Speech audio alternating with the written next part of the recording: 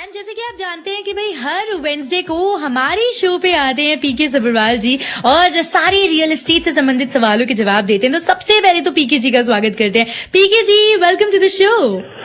Thank you very much, Mahi, and very good evening to all our listeners. जी माही। जी पीके जी, जैसे कि मैं बता रही थी हमारे सारे लिसनर्स को कि जब भी आप आते हैं वेडनेसडे को सारे रियल एस्टेट की सवालों के जवाब आप देते हैं। तो लिसनर्स को मैं भी बता देती हूँ कि अगर आप पीके जी से कुछ पूछना चाहते हैं तो हमारे स्टूडियो का नंबर है 9052269109 9052269109। इस नंबर पे कॉल करके अपने सारे सवाल हम तक आप पहुंचा सकते हैं। एंड पीके जी, आज शो पर सबसे पहले तो बात करेंगे मार्केट के हाल से। क्या चल रहा है मार्केट में, थोड़ा सा प्लीज बताइए। जी, मार्केट कंटिन्यू लगातार कुछ महीने से अब ये मॉडरेट कंडीशन में आती जा रही है, क्योंकि बोरिंग कॉस्ट बढ़ती जा रही है पिछले कुछ महीने से, और सेल्स डिक्लाइन होती जा रही हैं एनुअल बेसिस पे और मंथ टू मंथ बेसिस के ऊपर। प्राइजेस नीचे भी आए हैं। अगर हम प्राइजेस की बात करें तो प्राइस से पहले मेरे को लगता है, चलो प्राइस की बात ही कर लेते हैं। प्राइस अगर लास्ट ईयर की एवरेज मान के चलें तो उससे अभी भी 9.4% ऊपर है, लेकिन अदरवाइज जो पीक था इसका फरवरी में, उस पीक से फरवरी से लेकर अब तक जो जीटीए की मैं बात अगर सिर्फ करूं तो 12.6% करीब इसकी मार्केट नीचे आई है। लेकिन लास्ट ईयर से अगर कंपेयर करें तो अभी भी मार्केट 9.4% ऊपर है। एवरेज प्राइस जीटीए के अंदर 1,213,000 आ रहा है। और अब अगर हम बात करें सेल की तो लास्ट मंथ 7,283 घर बिके थे, जो कि उसके लास्ट मंथ यानी अप्रैल से मई में 9% डाउन थे। लेकिन अगर आप लास्ट ईयर मई से मई की अगर बात करें तो 38.8% सेल डाउन है। ये तो मार्केट की कंडीशन हो गई माही। और बताइए कुछ अगर आप पूछना चाहती हैं तो। जी पीके जी, मार्केट की रिपोर्ट तो आपने बता दी। अच्छा, अब मैं ये जानना चाहती हूँ कि इंटरेस्ट रेट भी चेंज हो रहे हैं और इन्फ्लेशन भी कह रहे हैं लोग आ गया है, तो उसका क्या आपस में क्या कनेक्शन है, पहले तो आप वो समझाइए। पहली बात तो यह है कि इंटरेस्ट रेट जो है वो बढ़ रहे हैं और आगे भी बढ़ेंगे। ये मैं अगले 3 बार के आपको अपना अंदाजा बता सकता हूँ। आई मे नॉट बी 100% करेक्ट, लेकिन मेरा जो आइडिया है, जो कि हम रिपोर्ट पढ़ते हैं, जिस वजह से इन्फ्लेशन 7.7% टच कर गई, कहाँ 6.8 थी और इंटरेस्ट रेट बढ़ा के इसको कम करने की कोशिश कर रहे थे, बजाय कम होने के वो बढ़ के 7.7 तक चली गई। तो ये बहुत बड़ी सिरदर्दी सरकार के आगे बनी हुई है इस वक्त। एक आम आदमी के लिए खाना खाना भी मुश्किल हो चुका है कि भाई वो खरीद नहीं पा रहा, और जिनके अपने घर है और जिनके पास मॉर्गेज है उनको दो तरफा मार पड़ रही है। एक इन्फ्लेशन महंगाई की और दूसरा इंटरेस्ट रेट बढ़ रहा है, उससे उनकी मॉर्गेज बढ़ती जा रही है। अभी पीछे बैंक ऑफ कनाडा के गवर्नर साहब ने कहा था कि अगर आपकी रिन्यूअल आने वाली 1-2 साल के अंदर बी प्रिपेयर्ड कि आपकी जो रिन्यूअल के अंदर आपकी जो मॉर्गेज पेमेंट है वो 40% तक बढ़ सकती है। 43 कहा था उन्होंने, 25 to 43% तक बढ़ सकती है डिपेंडिंग ऑन कि आपके पास कौन सी मॉर्गेज है। अब रहा इंटरेस्ट रेट का बढ़ने का सवाल, 13 जुलाई को जो अभी इनकी मीटिंग होने जा रही है, मुझे 100%, मैं 99% की बात नहीं कर रहा, 100% 50 बेसिस पॉइंट बढ़ने की उम्मीद है आज के हालात को देखते हुए। लेकिन चांसेस 50-50 ये भी हैं कि शायद वो 50 बेसिस पॉइंट की बजाय 75 बेसिस पॉइंट भी बढ़ जाए, क्योंकि इन्फ्लेशन को काबू करना बहुत जरूरी है। ये एक एलिफेंट है कमरे के अंदर जिसको बाहर निकालना है इन्होंने। नंबर 2, जो अगली इनका जो मीटिंग है वो 7 सितंबर को है, 7 सितंबर को है। उसके अंदर भी मुझे 50 बेसिस पॉइंट के चांसेस बहुत ज्यादा नजर आ रहे हैं। तब तक मुझे हालात काबू में आते नजर आ रहे हैं, और अगर वो काबू में आते नजर आ गए तो 26 अक्टूबर को फिर 25 बेसिस पॉइंट, 25 बेसिस पॉइंट, यानी कि अगर तीनों को मिला लें तो लगभग 1.5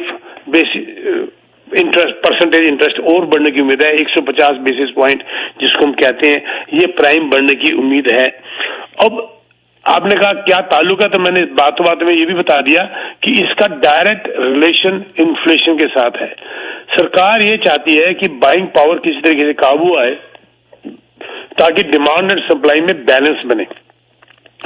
सप्लाई पूरी नहीं हो पा रही, उसके बहुत सारे ऑब्वियस रीजंस हैं जो कि सबको पता है। एक यूक्रेन और रशिया की वॉर, ऊपर से चाइना के अंदर पूरी सप्लाई नहीं हो पा रही, वहां पर कोविड के अंदर बार बार लॉकआउट कर दिया जाता है, वहां के डिफरेंट रूल्स हैं और सप्लाई कम है, डिमांड ज्यादा है। जब भी सप्लाई कम होगी, डिमांड ज्यादा होगी तो नेचुरली कीमत बढ़ेगी। जैसे मैं आपको एग्जांपल देता हूं माही, मेरे पास अगर एक कोई चीज बेचने के लिए, मान लीजिए मेरे पास एक पेन है, ठीक है, मैं आपसे बात कर रहा हूं भाई, तो आपसे मैं पूछता हूं कि मेरे पास एक पेन है, क्या आप खरीदोगे? अगर खरीदने वाला एक है तो आप मेरे से नेगोशिएट करोगे। मान लीजिए मॉम ब्लैंक का पेन है मेरे पास, वो $1000 की कीमत है, डायमंड स्टडीड है या जो भी कह लो आप, सिल्वर है, जो भी है, तो आप में नेगोशिएट करोगे। लेकिन अगर वो एक पेन को लेने वाले दो आ जाएंगे तो फिर आप नेगोशिएट नहीं करोगे, फिर मैं नेगोशिएट करूंगा कि मेरे पास दो लोग हैं लेने वाले, मैं नेगोशिएट करूंगा, हाँ भी कितने ज्यादा देते हो। am I करेक्ट और रॉन्ग? एब्सोल्युटली करेक्ट पीके जी। तो यही हाल है कि जो जो जो जो डिमांड है अगर बढ़ गई है, लोगों के पास फालतू पैसा आ गया था, गवर्नमेंट ने फ्री पैसा बांट दिया था, प्लस इंटरेस्ट रेट इतना कम था, उस बाइंग पावर को कम करने के लिए इंटरेस्ट रेट बढ़ाया जाता है, ताकि अगर बाइंग कम होगी तो बैलेंस बन जाएगा सप्लाई और डिमांड में। एक पेन में बेच रहा हूं तो लेने वाला भी अगर एक होगा तो नेगोशिएशन हो जाएगी, तो कीमत बढ़ेगी नहीं। लेकिन अगर मैं एक पेन बेच रहा हूं, लेने वाले 3 आ जाएंगे, तो मैं उस पेन की कीमत बढ़ा दूंगा मैं। हमें राइट? जी बिल्कुल। तो इसीलिए ही इन्फ्लेशन का ताल्लुक डायरेक्ट इंटरेस्ट रेट से है कि आपकी बाइंग पावर को कम किया जाए। और जब एक बैलेंस बन जाता है और जब एक बार इन्फ्लेशन काबू में आ जाता है, मेरे को पक्की उम्मीद है जैसी इन्फ्लेशन 4% तक भी अगर आ गया तो शायद ये इंटरेस्ट रेट बढ़ाना बंद कर देंगे। हालांकि interest rate is not the only thing to control the inflation. इसके अलावा बहुत कुछ होता है, बहुत कुछ होता है इन्फ्लेशन को रोकने के लिए। एम्प्लॉयमेंट भी होती है, प्रोडक्शन भी होती है, एक्सपोर्ट इंपोर्ट भी होता है, सप्लाई चेन भी होती है, बहुत कुछ होता है, अलग कुछ पॉलिसीज भी होती हैं। लेकिन ये एक बहुत बड़ा एक उनमें फैक्टर जो है इंटरेस्ट रेट का है, इसीलिए इंटरेस्ट रेट बढ़ाया जाता है। और अगर यहां तक मैकलन साहब ने कह दिया था कि अगर ये इन्फ्लेशन काबू नहीं आया तो वो यहां तक भी जा सकते हैं, चाहे रिसेशन क्यों ना लाना पड़े उनको। और रिसेशन लाना एक ठीक नहीं रहेगा, उससे पहले ही मुझे लगता है कि ये अभी देखो डिलॉयट की सुबह की रिपोर्ट है, आज ही की रिपोर्ट है सुबह की, डिलॉयट की है, कल की है शायद, कि जिन्होंने कहा कि we are far away from the inflation, from the recession। वो वाली बात अभी नहीं आ सकती, हम बहुत दूर हैं। और ये मार्केट के अंदर क्रैश की तो बात को छोड़ ही दीजिए आप, क्योंकि ये अभी तो हमारा पिछले साल का जो है लेवल था, रिसेशन या प्राइस के अंदर क्रैश कहां से आ जाएगा घरों के प्राइस के अंदर, बड़ी क्लियर उन्होंने बात कही थी। जी पीके जी, और जैसे कि आपने कहा कि इंटरेस्ट रेट बढ़ रहा है, तो मैं ये जानना चाहती हूँ कि इसका रियल एस्टेट पे क्या इम्पैक्ट पड़ेगा? रियल एस्टेट में क्या इम्पैक्ट पड़ेगा? नेचुरली रियल एस्टेट में डिमांड कम हो जाएगी। क्यों डिमांड कम हो जाएगी? जब आपकी जो है वैल्यू फॉर मनी, पैसे के ऊपर पैसे की कीमत आपके लिए बढ़ जाएगी, आपको घर के मॉर्गेज के ऊपर आपकी पेमेंट जो है बढ़ जाएगी। जैसे मान लीजिए, जैसे मैंने अभी थोड़ी पहले कहा कि मक्कलन साहब ने भी कहा, बीओसी के गवर्नर साहब ने लगभग 3 हफ्ते पहले कहा था कि मोर mortgage to pay more mortgage when the renewal comes in another 2 years। यानी कि अगर आप 1,000 महीने की मॉर्गेज दे रहे हैं, आपके घर से 1,000 तो जमाना खैर चला गया, आप तो 2,000 की बात करिए, कि अगर आप 2,000 महीने की मॉर्गेज दे रहे हैं तो बहुत जल्दी आप 40% मोर यानी कि 2,800 महीने का देंगे। जब आप $2,800 महीने की मॉर्गेज देंगे तो आपका घर का बजट $800 से बिगड़ गया। तो इसका मतलब क्या हुआ कि आपके घर खरीदने की क्षमता या अफोर्डेबिलिटी कम हो गई। तो जब अफोर्डेबिलिटी घर खरीदने की कम होगी तो फिर ये बायर्स मार्केट बन जाएगी, फिर ये सेलर्स मार्केट, आप नहीं खरीदेंगे घर को नहीं खरीदेंगे। तो ये जो है जब आप घर नहीं खरीदेंगे तो प्राइस और नीचे आएंगे। सिंपल सी बात है, डिमांड एंड सप्लाई। अब देखो, अब इसके ऊपर एक और मेरे को पॉइंट याद आ गया बड़ा अच्छा, हीलॉक। अब ये हीलॉक जो मैंने पिछली बार बात की थी शायद, home equity line of credit. अब लोगों ने home equity line of credit बनानी शुरू कर दी, और बनानी भी चाहिए, और मैंने इसके ऊपर बहुत बातें की हैं कि home equity line of credit आपके होनी चाहिए फॉर ए रेनी डे। कल को बुरा वक्त किसी के ऊपर भी आ सकता है, मॉर्गेज अफोर्डेबिलिटी खराब हो सकती है, जॉब जा सकती है, क्योंकि जिस वक्त रिसेशन आते हैं तो ये सब चीजें साथ लेके आते हैं। तो उसके लिए home equity line of credit बना के रख लीजिए $1-2 लाख की अपनी इक्विटी के अगेंस्ट, ताकि कभी कोई परेशानी आए तो आप उस पैसे को इस्तेमाल कर सकते हैं। हो क्या रहा है पता है? ये रिपोर्ट अभी आई है बहुत इंटरेस्टिंग, होम स्टार्स नेटवर्क की होम रेनोवेशन के ऊपर मोर देन 50% ऑफ द लोग अपने ही लॉक को इस्तेमाल कर रहे हैं। यानी कि ही लॉक बना के रख लो, संभाल लो कल के बुरे वक्त के लिए, बजाय उसके more than 50% of the borrowers जो है, जो उन्होंने अपने ही लॉक को इस्तेमाल करना कर दिया रेनोवेशन के ऊपर। यानी कि डिमांड फिर बढ़ गई। अब जब डिमांड बढ़ गई, सप्लाई फिर कम हो गई, क्या हुआ? कीमत फिर बढ़ गई। कीमत फिर बढ़ गई का मतलब क्या हुआ? फिर इन्फ्लेशन आ गया। इन्फ्लेशन आ गया मतलब क्या हुआ? हर चीज महंगी होती जा रही है। दूध, दही, सब्जियां, ट्रांसपोर्टेशन, गैस तो वैसे महंगी होगी। तो एक आम सिरदर्दी है। बजाय इसके कि उस ही लॉक को संभाल के रख लो बुरे वक्त के लिए, उस पैसे को संभाल के रख लो, उसको रेनोवेशन में इस्तेमाल किया जा रहा है। नॉट ओनली रेनोवेशन, ये जो ही लॉक है ये 25,000 से ऊपर एक घर की एवरेज आ गई है रेनोवेशन के ऊपर, जो कि लास्ट ईयर से डबल है। इतनी ज्यादा रेनोवेशन के ऊपर जा रहा। जब ये सर्वे हुआ तो लोगों ने कहा कि वो रेनोवेशन इसलिए कर रहे हैं क्योंकि वो बड़े घर में अब नहीं जाना चाहते, क्योंकि उनको खतरा है वो इतनी पेमेंट नहीं दे पाएंगे और इंटरेस्ट और बढ़ेगा। पर खतरा है तो उस घर को वैसे ही रख लो, जरूरी है रेनोवेशन करना।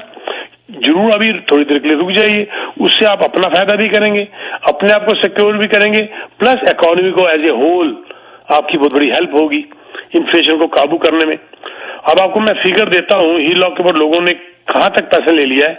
$168.8 बिलियन, $168.8 बिलियन ये ही लॉक के ऊपर लोगों ने ले लिया, जो कि लगभग एवरी मंथ 1% बढ़ रहा है, 0.9% एवरी मंथ बढ़ता जा रहा है। और जो OSFI की रिपोर्ट के हिसाब से 2013 के बाद हाईएस्ट है, और जो उसका राइजिंग का रेट है वो 10 साल का सबसे तेज है। मतलब इतने कर्जे लेके इतने खर्च किए जा रहे हैं, डर ही नहीं लग रहा लोगों को कि कल को कोई रिसेशन आता है अगर, तो हम उस बुरे वक्त में क्या करेंगे? पैसे को बचा के रख लो, संभाल लो, ये काम आएगा, पैसा आपके काम आएगा। आप पैसे की इज्जत करोगे, पैसा आपकी इज्जत करेगा।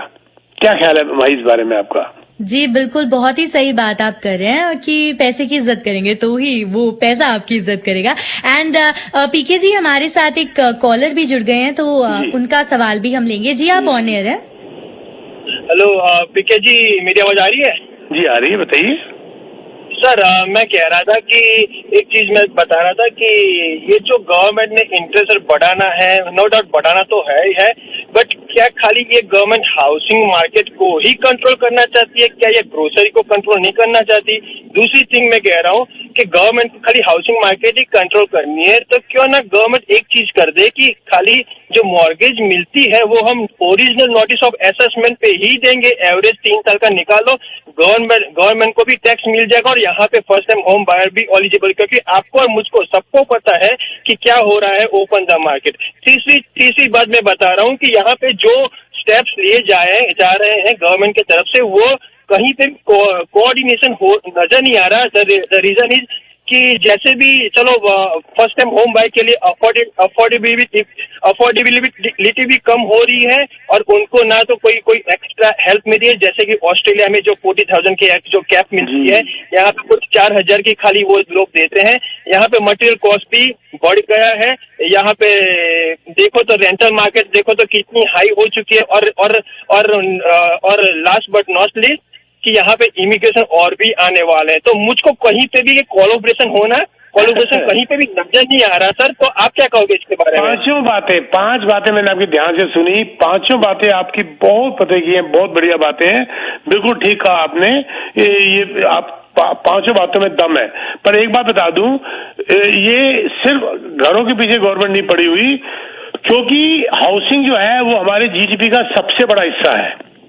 हाउसिंग हमारे जीडीपी का सबसे बड़ा हिस्सा है, उसको कंट्रोल करना बहुत जरूरी है अपने जीडीपी को काबू करने के लिए। दूसरी बात जो थी आपकी कि इंटरेस्ट रेट जो बढ़ाया जा रहा है घरों के ऊपर, नहीं, सरकार को घरों की इतनी चिंता नहीं है जितनी पूरी इकोनॉमी की चिंता है। सरकार को सिर्फ हाउसिंग, क्योंकि बहुत बड़ा फैक्टर है हमारी जीडीपी का, वो होने के बावजूद भी सिर्फ हाउसिंग की चिंता नहीं है सरकार को चिंता एम्प्लॉयमेंट की है, सरकार को चिंता, जैसे आपने ग्रोसरी वाली थर्ड बात की थी, वो भी मैं अभी करता हूँ आगे जाके। सरकार को चिंता एम्प्लॉयमेंट की है, सरकार को चिंता एक्सपोर्ट्स की है, सरकार को चिंता प्रोडक्शंस की है। गैस बहुत बड़ी उसके अंदर एक मुद्दा बना हुआ है, सरकार इंपोर्ट के अंदर, हालांकि कनाडा एक्सपोर्ट भी करता है। तो ये सरकार समस्याएं हैं जिनको ध्यान रखते हुए उनको इंटरेस्ट रेट बढ़ाना जरूरी है, जिसका असर रियल एस्टेट पे पड़ रहा है। अब बताता हूं मैं आपको, ग्रोसरी की जो आपने बात की, ग्रोसरी का क्यों नहीं ध्यान देते? इन्फ्लेशन का मतलब ये ग्रोसरी भी तो है ना सर। अगर मान लो इन्फ्लेशन 7% बढ़ गई तो जो आप ग्रोसरी $100 की लेते थे 7.7 बढ़ने के बाद वो $107.70 की होगी ना, अगर हम लॉ ऑफ एवरेज मान के चले तो। लॉ ऑफ एवरेज मान के चले तो ग्रोसरी बढ़ गई, यही तो वो नहीं बढ़ाना चाहते। इसलिए आपकी बाइंग पावर को अगर वो कम कर देंगे तो आप घर में कहेंगे कि चलो एक काम करते हैं, 2 सब्जियां बनाने की जगह हम 1 सब्जी बना लेते हैं, खाना थोड़ा कंट्रोल करते हैं, हम ज्यादा महंगी सब्जियों की तरफ नहीं जाते, थोड़ी सस्ती में ले आते हैं, दूध का एक पैकेट थोड़ा कम कर देते हैं, गाड़ी को थोड़ा कम चला लेते हैं, थोड़ा नजदीक से जाके ले लेते हैं, थोड़ा पैदल भी चलेंगे, गैस भी बचेगी और सेहत भी अच्छी हो जाएगी। तो यही चीजें काबू करने के लिए सरकार जो है ये कदम उठा रही है, क्योंकि इन्फ्लेशन वो काबू आ जाए, वो काबू नहीं आ रहा। उसके ऊपर उन्होंने डायलॉग मारा था, this is an elephant sitting in the room, जिसको उन्होंने बाहर निकालना है, किसी कीमत में बाहर निकालना है, चाहे उनको एक दरवाजा तोड़ के गुना निकालना पड़े, चाहे एक दीवार तोड़ के गुना निकालनी पड़े। आपकी बातें बहुत अच्छी लगी sir, thank you very much. Sir एक चीज और लास्ट रहेगी, लास्ट जो आपने कहा इमिग्रेशन इस कंट्री की बैकबोन है। इन इमिग्रेशन 4 लाख इमिग्रेंट जो आ रहे हैं वो भी घरों की कीमत उनकी वजह से कम नहीं हो पाएगी, जितनी मर्जी आप सरकार कोशिश कर ले, क्योंकि 4 लाख इमिग्रेंट सेटल भी तो होने कहीं आगे, चाहे वो अगर नहीं भी खरीदेंगे तो रेंट पे भी तो लेंगे, फिर उसके लिए फिर घर चाहिए। तो इमिग्रेंट्स के बगैर कनाडा का बहुत बड़ा एक कह लो एक जिसे कहते हैं बैकबोन है इमिग्रेंट, वो कम नहीं होगा बल्कि बढ़ाने की और कोशिश कर रहे हैं ये लोग। जी आगे क्या बोल रहे थे आप सरकार?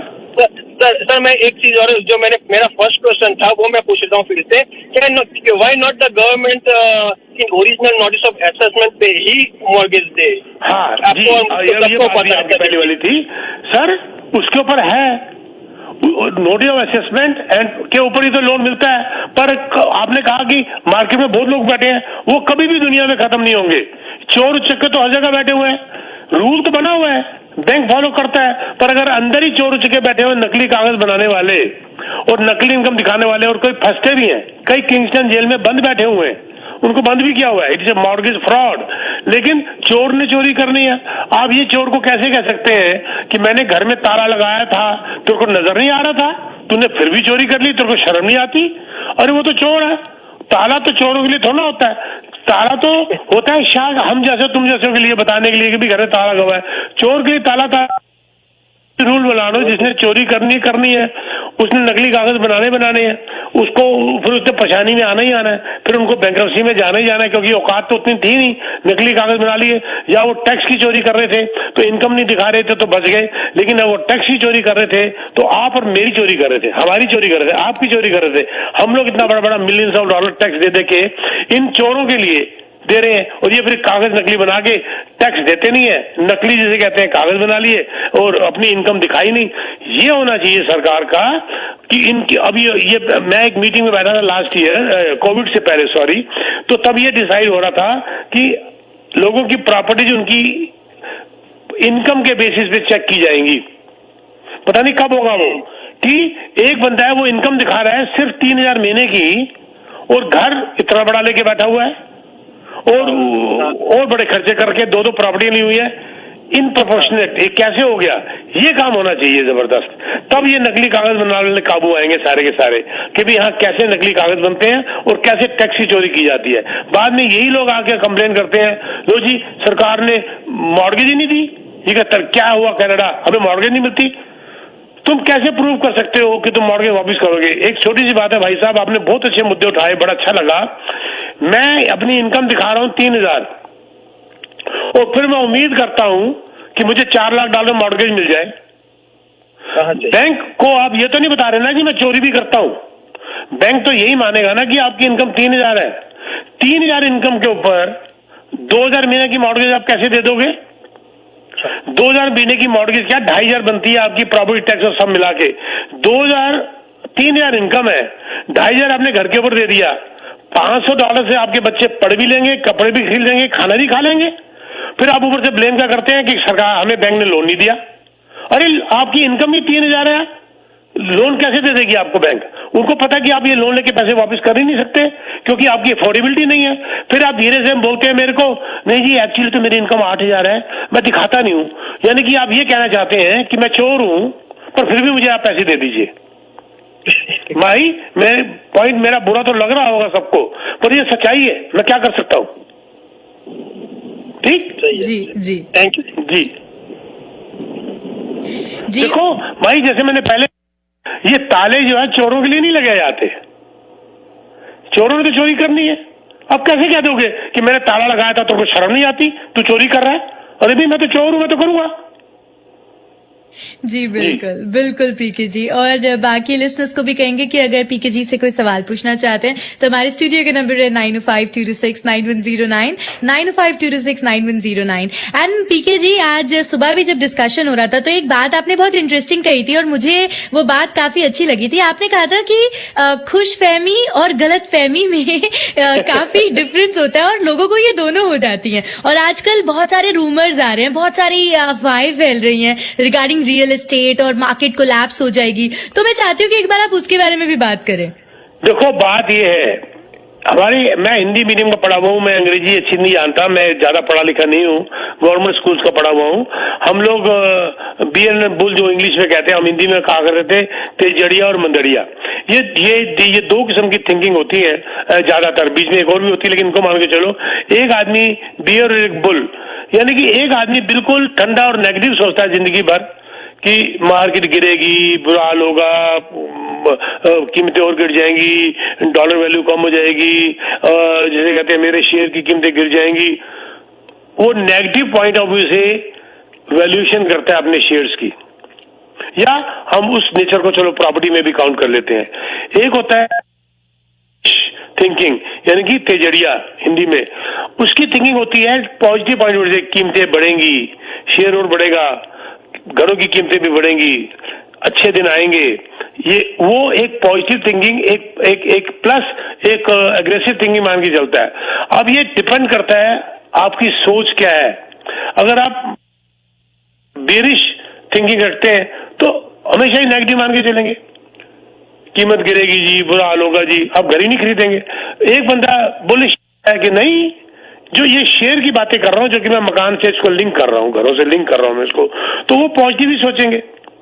तो आप सोचिए माई, आप इस कंट्री में जब आई थी तब कीमतें क्या थी और अब क्या है, और जब आपके पेरेंट्स ने घर खरीदा था तब की कीमतें बड़ी जबरदस्त महंगी हो गई, खरीदना मुश्किल हो गया, कितने गुना बढ़ गई।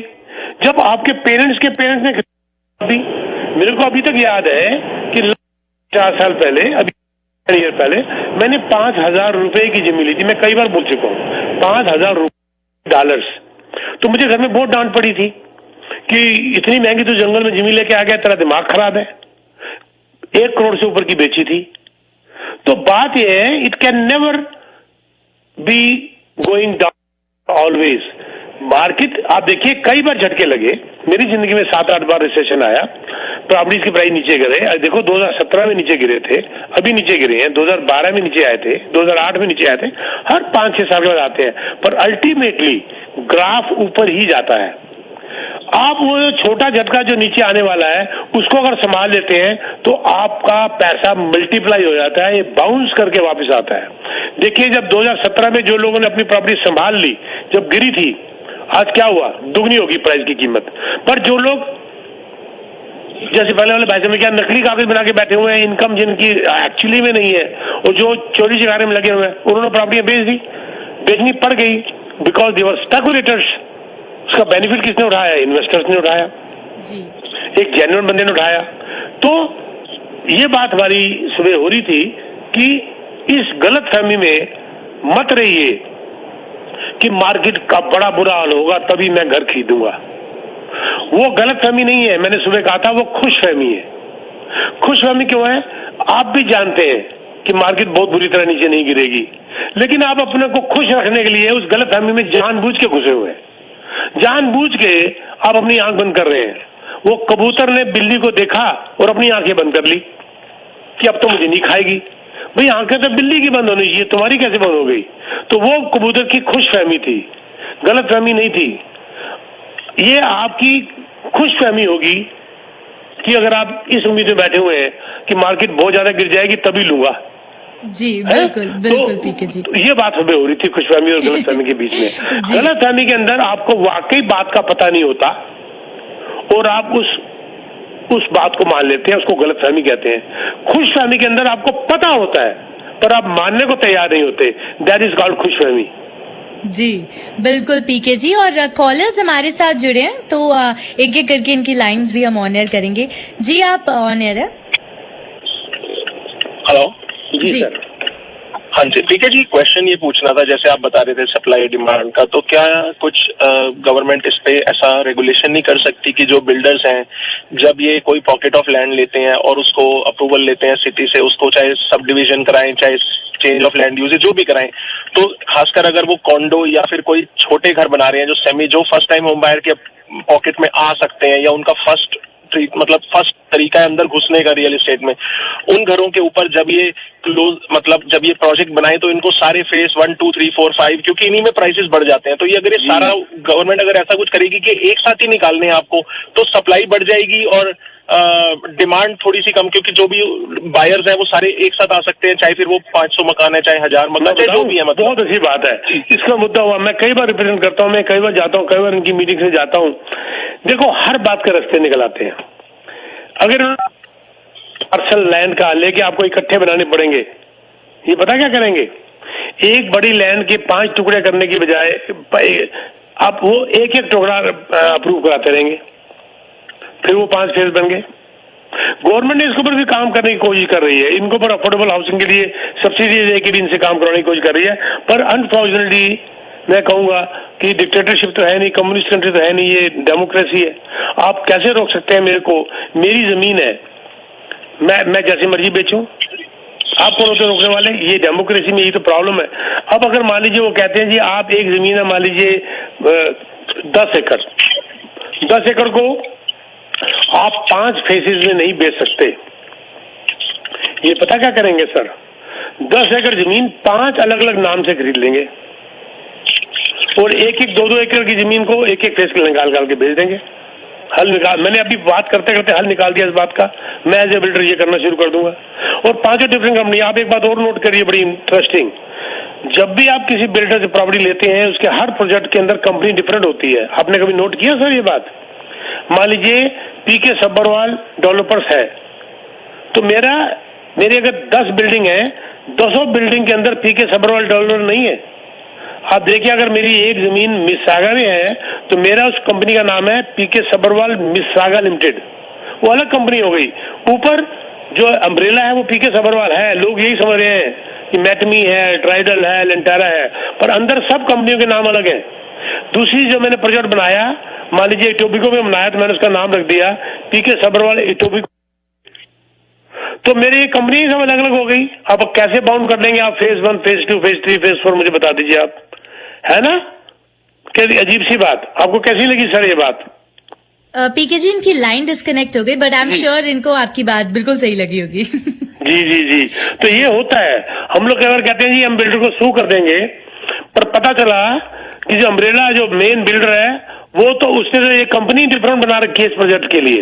हालांकि बाद में कोर्ट केसेस के अंदर कई बार फैसले हो गए, क्योंकि उसके अंदर मेन जो था वो ओनर उसने इसको डिफरेंट कंपनी बना के चलाया हुआ था, पर that is a different point. हम किसी और रास्ते चल पड़ेंगे नहीं तो फिर। जी बिल्कुल पीके जी। और कॉलर इनकी कॉल में डाल रही ऑन एयर। जी आप ऑन एयर है। जी हाय पीके जी, मुझे सवाल करना था बिल्डर्स के हवाले से कि आज भी जितने बिल्डर्स प्रोजेक्ट आ रहे हैं, हम अभी ये सुन रहे हैं प्राइसें गिर चुकी हैं और मार्केट डाउनफॉल आ गया, और जो कि आया भी है। प्राइसेस हमने घर भी सेल होते देखे हैं कम प्राइसेस में। मैंने 14 लाख का घर 11.5 लाख में भी सेल होते देखा। This is very recent.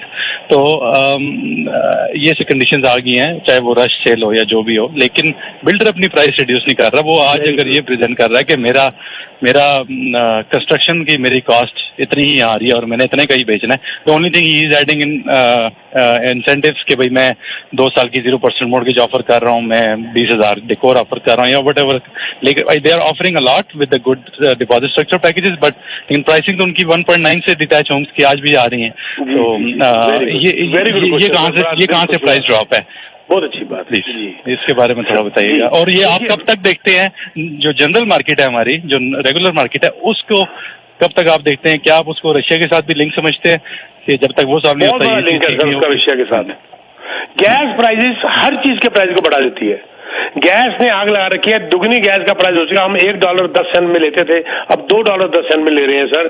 Gas prices से हर चीज की कीमत बढ़ गई, कपड़ा, कंस्ट्रक्शन कॉस्ट, सब्जियां, दूध, ग्रोसरी, ये वो हर चीज, ट्रैवलिंग, वेकेशन, हर चीज का सर उसका बढ़ गया। अब रही बात आपकी, मैं रीसेल की, उसकी मैं कंपेरिजन कर देता हूं सर। जो घर 1.4 मिलियन का था, आपने उसको 1.1 मिलियन में बेचते हुए देखा। उस बंदे ने वो घर 8 लाख का लिया था, ठीक है, मान लीजिए, मैं एग्जांपल दे रहा हूं। अगर उसने 8 लाख का लिया था तो वो अफोर्ड कर सकता था 1.1 मिलियन में 3 लाख कम करके बेचने में, क्योंकि अभी भी उसको 3 लाख प्रॉफिट हो रहा है। लेकिन अगर अदर थिंग्स रिमेन सेम और उस बंदे की कॉस्ट अगर 1.1 मिलियन थी तो 1.1 से कम नहीं बेचेगा वो। अब ये चीज बिल्डर के ऊपर लागू होती है। बिल्डर की कॉस्ट 40% बढ़ चुकी है, कंस्ट्रक्शन कॉस्ट। अगर बिल्डर कीमत गिरा के उसको प्रॉफिट का पूरा मार्जिन नहीं मिलता, प्लस बिल्डर ये भी काउंट कर रहा है कि अगले 6 महीने में, साल में कितनी कीमत और बढ़ सकती है, और बढ़ रखेगा, तभी वो कीमत बढ़ा के बेचेगा, तभी वो कीमत लगा के बेचेगा। अगर वो को कीमत कम कराने का कोई रेगुलेशन आ गया, कंस्ट्रक्शन होनी बंद हो जाएगी। लॉस के लिए कोई काम नहीं करता सर। हाँ, इनके वो जो थे ना, वो इनकी जो चांदी थी, जो लाइन लगे लगे कीमतें बढ़ा देते थे, वो वक्त चला गया। देखिए ना, लाइन लगी होती थी तो 20,000 कीमत बढ़ गई, 30,000 कीमत बढ़ गई। अब ये आपको इंसेंटिव दे रहे हैं, 2 साल की मेंटेनेंस हम दे देते हैं जी, इंटरेस्ट हम दे देते हैं जी। जितना ये कर सकते हैं कर रहे हैं, इससे ज्यादा करेंगे अगर करना पड़ गया तो ये कंस्ट्रक्शन ही बंद कर देंगे, क्योंकि वो ये फर्क है दोनों। तो फिर मैं हाँ जी, इंटरेस्ट के वाले से एक बात पूछना चाहूंगा। मार्च के अंदर इसी प्रोग्राम में थे हम, और मैं यही कहना चाहूंगा सबसे, मैं इंक्लूडिंग माई सेल्फ, हम तो सिर्फ एक डिस्कशन में से एक आइडियाज अज्यूम करते हैं और अपने अंदर इम्प्लीमेंट करते हैं। लेकिन कभी भी मुझे याद है आपकी वर्डिंग थी कि इंटरेस्ट रेट से मार्केट नहीं गिरेगी। इंटरेस्ट रेट पहले भी 3% 4% था, इंटरेस्ट रेट से मार्केट नहीं गिरेगी। लेकिन क्या आज आपको नहीं लगता कि सिर्फ इंटरेस्ट रेट ही रीजन है आज मार्केट रुकने का? बिल्कुल भी नहीं, इंटरेस्ट रेट बिल्कुल रीजन नहीं है जी। सर मैं सिंपल बात बताता हूँ आपको। आप आज मार्केट जो इस वक्त बाहर नीचे आया, ढीला हुआ पड़ा है, उसकी affordability, stress test sir, interest rate आज भी 4% दुनिया देने के तैयार बैठी हुई है, लेकिन उनकी अप्रूवल 6% पे हो रही है ना, वो अप्रूव नहीं हो रहा है। बढ़ गया। अच्छा, यहाँ लाइन लगी हुई है लेने वालों की, उनको बैंक लोन नहीं दे रहा। मैं इसके ऊपर बता दूं, जो ओएसएफआई के डिप्टी सुपरिटेंडेंट हैं बेन गली साहब, उन्होंने ये कहा है कि वो स्ट्रेस टेस्ट के ऊपर दोबारा सोचेंगे। साल में एक बार के ऊपर डिसीजन लिया जाता है, जो कि अभी मिडल ऑफ दिसंबर में आएगा। लेकिन ये हार्ड एंड फास्ट रूल नहीं है। कई बार जब इमरजेंसी हो जाती है तो बीच में भी कई बार वो लोग आके डिसीजन ले लेते हैं, नई चेंजेस। अभी जो स्टेप 0.25 है और आपकी एक्चुअल बाइंग का +2% विच एवर इज हायर, यानी कि अगर आपको आज 3.25% में इंटरेस्ट रेट में मिल रहा है, उसका 2% ऐड कर दीजिए तो 5.25 के ऊपर आप ले सकते हैं। एक्चुअल तो इंटरेस्ट आप 3.25 दे रहे हैं ना सर, पर आपको पास कर रहे हैं 5.25 में। यहां पर असली मार पड़ रही है। अच्छा, अब ये स्ट्रेस टेस्ट के ऊपर ये +2 वाला फार्मूला हटाने के लिए बड़ी रिक्वेस्ट की जा रही है, तो मुझे लगता है कि शायद मिड दिसंबर तक ये वेट ना करें, पहले ही स्ट्रेस टेस्ट का नया रूल कोई लेके आ जाएंगे। इंटरेस्ट रेट देने को तैयार है सर, लोग लाइन लगी हुई है, पर उनको अप्रूवल नहीं मिल रही। किसी भी हालत में इंटरेस्ट रेट एक रीजनेबल लेवल तक बढ़ने से मार्केट नहीं गिरती।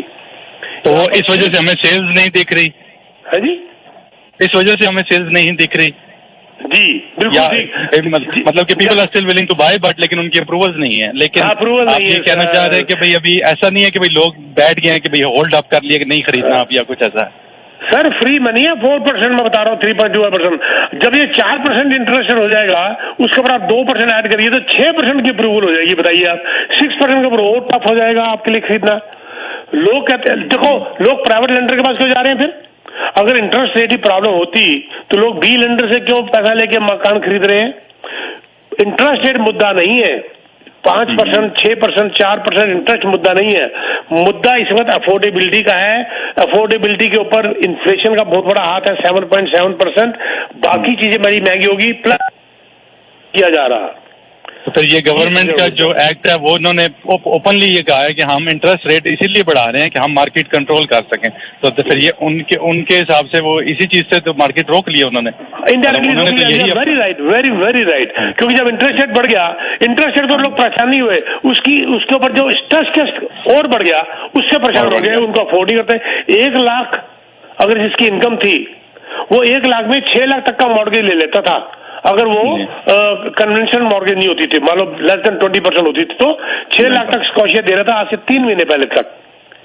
आज वही 1 लाख की इनकम वाला 4.5 लाख से ऊपर मॉर्गेज नहीं ले सकता। तो अपने आप बाइंग कम हो गई, अपने आप प्राइस नीचे आ गए, इनडायरेक्टली स्ट्रेस ने बाइंग प्राइस नीचे कर दिए। और सर वो वही सवाल कि आप कब तक देखते हैं ये चीज को लॉन्ग रन में? Not long run, personal opinion आपका क्या कहते हैं कि भाई नेक्स्ट समर तक हम इस हाँ, अगर ये रशिया वाला का पंगा ठीक नहीं हुआ, ये रोज सिरदर्दी बनता जा रहा है। उस दिन उसने मॉल के ऊपर बंग गिरा दिया, 12-13 लोग मर गए और पूरी दुनिया परेशान हुई पड़ी है। अब उसके पीछे क्या, मैं पॉलिटिक्स में जाना नहीं चाहता, उसके पीछे क्या कहानी है क्या नहीं है वो बात की बात है, पर वो चीज अगर ठीक नहीं हुई तो ये सारी बातें धरी की धरी रह जाएंगी। पर मेरा मन का मानना है कि by the end of the year everything will be alright. Okay sir, thank you so much. Thank you sir, thank you very much. Mahi, अगर आप चाहें तो हम इजाजत। जी बिल्कुल पीके जी, आप फाइनल मैसेज अपना दे दीजिए। फाइनल बस ये है कि सोच समझ के लीजिए, जल्दबाजी मत करिए, दिखावे में मत जाइए, देखा देखी मत करिए, घर को घर बनाइए, मकान मत बनाइए, घर बनाइए। मकान ले लिया, अंदर जाके मियाँ बीवी का रोज झगड़ा हो रहा है, बच्चे परेशानी में है, रात को नींद नहीं आ रही, उस मकान को चाटना है, 4 दीवारी को, उसको घर बनाइए। घर बनाने के लिए चाहे 1 कमरे का घर हो, वो महल है आपका, स्वर्ग है। क्या ही रिजवा से लड़ाई होगी, खुद में ये घर याद आया। मर के जब ऊपर जाएंगे तो स्वर्ग में जाके स्वर्ग के ठेकेदार से लड़ाई हो जाएगी मेरी कि स्वर्ग तो वो था जो मैं पीछे छोड़कर आ गया, तेरा खाक स्वर्ग है। स्वर्ग आपका तभी होगा जब घर में शांति होगी, घर में कोई टेंशन नहीं होगी, कोई देनदारियां नहीं होंगी। एक होती है मौज। किसी ने पूछा मौज ले रहे हो? कहता भी बड़ा फर्क है, मैं तो आनंद ले रहा हूं। कहता क्या फर्क है मौज और आनंद के अंदर? कहता मौज पैसे से कर सकते हो, पर आनंद दोस्तों से और परिवार से ही आ सकता है। वाह, बहुत ही अच्छी बात कही पीके जी आपने। ठीक, तो ये बातें बड़ी जरूरी है जिंदगी के अंदर। दिखावा छोड़ो, घर लो ना कि मकान। 1 कमरा, 2 कमरा, छोटा सा घर, झोपड़ी में आपने देखा होगा। मेरा फार्म हाउस था इंडिया के अंदर, मेरे पास 30-32 बिहार से, यूपी से और बाकी भी पहाड़ी कुछ मेरे पास लेबर थे, उनके सर्वेंट क्वार्टर्स थे। शाम को वो ढोलक बजा के गाने गाते थे और डेली सैलरी पे वो लगे होते थे। और उस जमाने में 5 रुपए घंटा की उनकी सैलरी होती थी, 5.5 रुपए के आसपास, बहुत पुरानी बात है। तो वो शाम को गाने गाते थे। कई बार घर जाने का दिल नहीं करता था, मैं बैठ जाता था उनके गाने सुनने के लिए। कई बार मैं उनके बीच में बैठ के उनके हाथ का खाना भी खाता था, दाल चावल वगैरह। वो जितने खुश वो लोग थे, मेरे लेबर्स, नाम भी मेरे को उनका अब तक याद है, कि वो जिंदगी की मौज लेते थे। वो उस छोटी सी झोपड़ी को घर बना के रखते थे, ना कि मकान। वो उनका घर था, परिवार था, ना कि मकान। मकान जो है वो 4 दीवारी ईंटें हैं, उसके अंदर शांति नहीं है तो किस बात का मकान? क्या ही रिजवा से लड़ाई होगी, खुद में घर याद आया। एक बात बड़ी चलते लास्ट में कहूंगा, इससे पहले मैं बता दूं कि for any real need you can contact me 647299 4757 647-299-4757। आप मुझे कांटेक्ट कर सकते हैं और यू कैन विजिट teamsabharwal.com। 3 दिन मिलता हूं मैं हफ्ते में, Monday, Thursday and Saturdays, for any real estate need, no charges at all. आपको सच्ची सलाह दे दी जाती है, उसके बाद जहां से मर्जी घर खरीदिए, बेचिए। जाते जाते मैं एक बात बताऊंगा, लाइनें, ख्वाहिशों के बोझ में तू क्या क्या कर रहा है, ख्वाहिशों के बोझ में तू क्या क्या कर रहा है, इतना तो जीना भी नहीं जितना तू मर रहा है। वाह, क्या बात है पीके जी। Thank you. Thank you so much show पे आने के लिए। Thank you. Thank you.